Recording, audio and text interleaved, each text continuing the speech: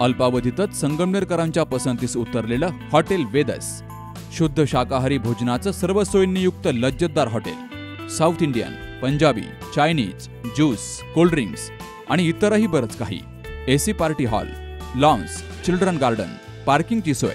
तेव्हा आजच भेट द्या आणि रुचकर जेवणाचा आस्वाद घ्या। ठिकाण Maldad road, Trimurti Chowk, Sangamner. Proprietor Bhagat TS 9881 36 72 32।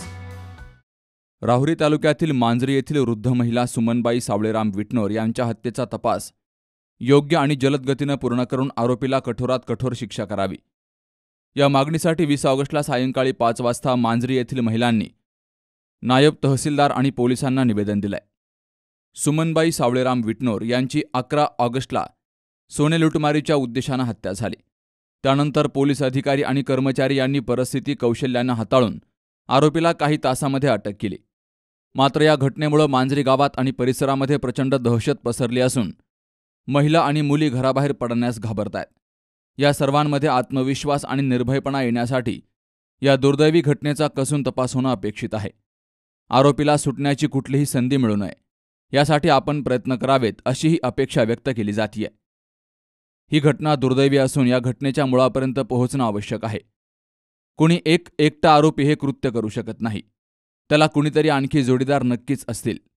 त्यामुळे या आरोपीला अजून कोणी सहकार्य केलं आणि ही क्रूरता करण्यासाठी त्याला कुणी मदत केली, मार्गदर्शन केलं, त्या सर्वांना सह आरोपी करून मयत महिलेला न्याय मिळण्यासाठी प्रयत्न व्हावेत, अशी मागणी महिलांनी केली आहे। त्यांनी अशा पद्धतीने हत्या केली, हे एकदम वाईट कृत्य केलेलं आहे। त्यांना अशी फाशीची शिक्षा झाली पाहिजे आणि फाशीची शिक्षा झाल्यानंतरच बाकीचे पण असं काही पुढं करणार नाही। तो माणूस हा रोजचा आमच्या सहवासात असणारा, त्याने असा आमच्याशी धोका केला, त्याच्या सपोर्ट कोणाचा तरी असेलच।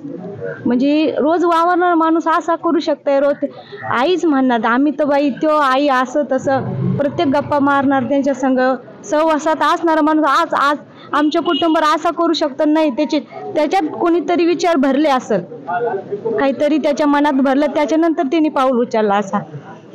आणि आमच्या असं वाटतं का कोणीतरी त्याला सपोर्ट करतंय।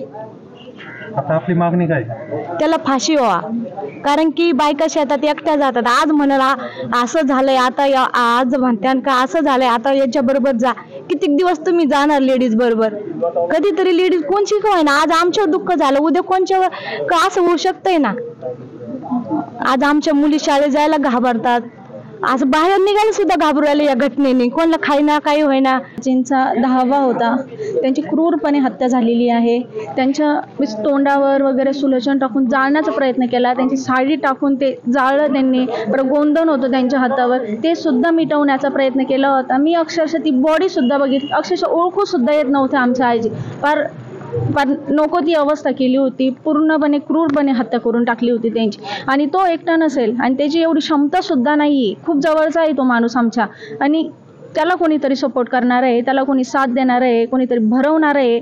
आणि त्याच्यासोबत जे असेल ना, ती प्रशासनाला फक्त एवढीच विनंती आहे की त्यांना सुद्धा त्यांनी शिक्षा केली पाहिजे। त्याला एकट्याला शिक्षा करून उपयोग नाही आहे, त्याच्यासोबत जेवढे पण असतील ना त्यांनाही फाशीची शिक्षा झाली पाहिजे। जर तो सुटला याच्यातून तर सगळे सुद्धा आझाद होऊन जातील। प्रत्येकाला असंच वाटेल की चला पोलीस म्हणजे कोणी काही करत नाही, चला 2 दिवसाचं आपल्याला हे होईल, मग आपण बाहेरच येतो। मग प्रत्येकाने मग असंच दहशत अजून वाढत जाईल, कोणी सेफ फील करणार नाही, मुली सुद्धा आपल्या बाहेर सुद्धा निघणार नाही, त्यांची ताकद सुद्धा होणार नाही बाहेर निघण्याची। जर प्रशासनाने जर त्याला शिक्षा केली तर प्रत्येक आरोपीला अद्दल घडून जाईल की आपल्या सोबत असंही होऊ शकतं। त्याच्यामुळे तो करण्याच्या अगोदर 10 वेळेस विचार करेल। एकच मागणी आहे की जो आरोपी आहे त्याला कठोरात कठोर म्हणजे फाशीची शिक्षा झाली पाहिजे, जेणेकरून पुन्हा एक असा आरोपी निर्माण होऊ नये। आणि मला अजून एक मागणी आहे की जर ह्याच्यासोबत जर अजून कोणी जर सहभागी जर असेल, त्यांना कोणी जर या आरोपाला जर कोणी सपोर्टर जर असतील तर त्यांना सुद्धा शिक्षा करा, अशी माझी कळकळीची विनंती आहे, माझी आणि माझ्या पूर्ण परिवाराची विनंती आहे। जेवढं जवळून आम्ही त्या माणसाला म्हणजे आमच्या रोज दारात येणारा जो माणूस आहे त्याला आम्ही इतक्या जवळून ओळखतो की तो हे एकटा करू शकणारच नाहीये, कारण की त्याची बुद्धी क्षमता एवढी नाहीच आहे एवढा विचार करण्याची। एवढा खोलवर विचार करण्याची की एवढी त्याला जी भीती वाटली हे हे हे ते करू शकणार नाही. याच्या मागे नक्कीच कोणीतरी आहे, त्याला सपोर्टर आहेत, त्याला सांगणारे आहेत, त्याला सुचवणारे सुद्धा आहेत. त्यामुळे त्यांनी एवढं मोठं कांड केलंय. या निवेदनावर आदिनाथ वडितके, आर.डी. माने, अर्जुन कोऱ्हाळे, ज्ञानेश्वर बाचकर, विजय तमनर, सूर्यभान वडितके, नानाभाऊ जुंधरे, सचिन म्हसे, सुरेश लांबे, दादाभाऊ तमनर, साईनाथ भिसे, मोनिका विटनोर, वैष्णवी विटनोर, अपूर्वा कोऱ्हाळे, भामाबाई वडितके यांसह शेकडो महिला आणि पुरुषांच्या सह्या आहेत. सुहास जाधवसह शरद पाचरणे, सी न्यूज मराठी, राहुरी.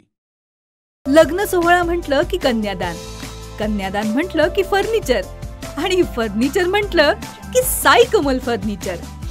आपल्या बजेटमध्ये लग्नाचे पॅकेज उपलब्ध, तसंच कपाट, showcase, bed, dressing, dining, teapoy, sofa set या वस्तूंनी परिपूर्ण सप्तपदी पॅकेज उपलब्ध.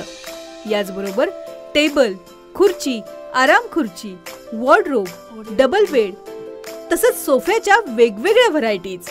अर्थात घरासाठी आवश्यक ते सर्व फर्निचर म्हणजेच संगमनेरमधील साई कमल फर्निचर.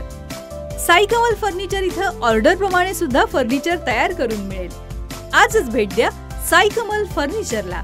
प्रोप्रायटर गणेश साहेबराव सातपुते, वसंत लॉन्स समोर, संगमनेर. मोबाईल 98 814 73 753.